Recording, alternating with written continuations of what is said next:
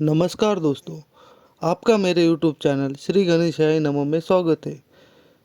चलो आज सुनते हैं महाराष्ट्र राज्य की जेजुरी गांव में स्थित जय मल्हार की कहानी। कहानी सुनने से पहले मेरे चैनल को सब्सक्राइब करो और कहानी अच्छी लगे तो लाइक एंड शेयर जरूर करें ताकि मैं ऐसे इंटरेस्टिंग कहानी आपके लिए लेके आऊँ। चलो शुरू करते हैं। खंडोबा महाराष्ट्र के दक्कन क्षेत्र के सबसे लोकप्रिय देवताओं में से एक है और उन्हें भगवान शिव का अवतार माना जाता है। उनकी कहानी इस प्रकार है। प्राचीन काल में मल और मणि नाम के दो शक्तिशाली और क्रूर राक्षस थे। इन राक्षसों ने पृथ्वी और स्वर्ग में बहुत आतंक फैला रखा था। उन्होंने साधु संतों को यज्ञ और धार्मिक कार्य करने से रोका, जिससे सभी देवी देवता और ऋषि मुनि परेशान हो गए। जब राक्षसों का अत्याचार चरम पर पहुंच गया तो सभी देवताओं ने मिलकर भगवान शिव से इस संकट को दूर करने की प्रार्थना की। भक्तों का कष्ट देखकर भगवान शिव ने मार्तंड भैरव का अवतार लिया। उन्हें बाद में खंडोबा के नाम से जाने लगा। खंडोबा ने घोड़े पर सवार होकर और हाथ में तलवार लेकर अपने भक्तों की रक्षा के लिए इन राक्षसों से युद्ध किया और उनकी पत्नी महासा ने भी इस युद्ध में उनका साथ दिया। भयंकर युद्ध के बाद खंडोबा ने पहले मणि राक्षस का वध किया। इसके बाद उन्होंने मल्ल राक्षस को भी पराजित किया। मृत्यु से पहले मल्ल ने खंडोबा से दो वरदान मांगे। पहला वरदान मांगा, देव को उसके नाम से जाना जाए यानी मल प्लस हरि यानी मलहरि। और दूसरा वरदान मांगा, उसकी प्रतिमा को खंडोबा के मंदिर में स्थान मिले।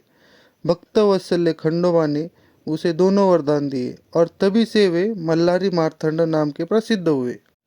मल्ल और मणि राक्षस का वध करने के बाद देवता और भक्तों ने खुशी से उत्सव मनाया और एवकोट एवकोट जय मल्हार का घोषणा की। एवकोट शब्द का अर्थ अक्सर धन धान्य संपत्ति का बड़ा भंडार लिया जाता है, इसलिए यह नारा भगवान की समृद्धि और कल्याण की प्रार्थना है। हे खंडोबा, हमें धन और समृद्धि प्रदान करे।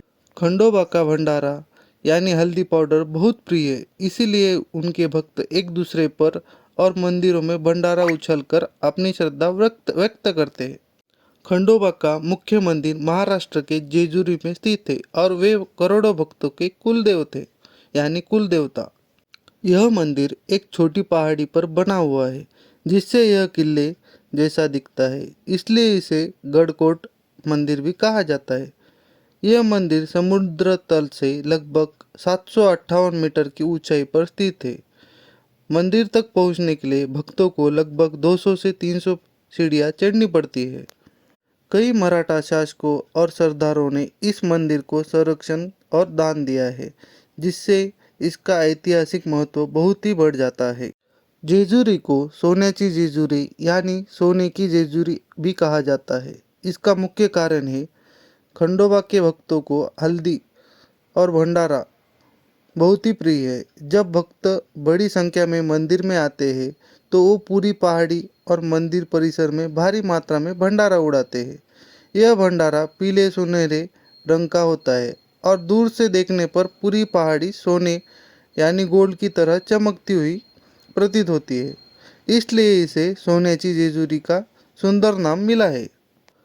खंडोबा देवता को वाग्या यानी पुरुष भक्त और मुरई यानी स्त्री भक्त समर्पित करने की पुरानी परंपरा है। वाग्या मुरई देवता के गीत गाकर और नृत्य करके उनकी सेवा करते हैं।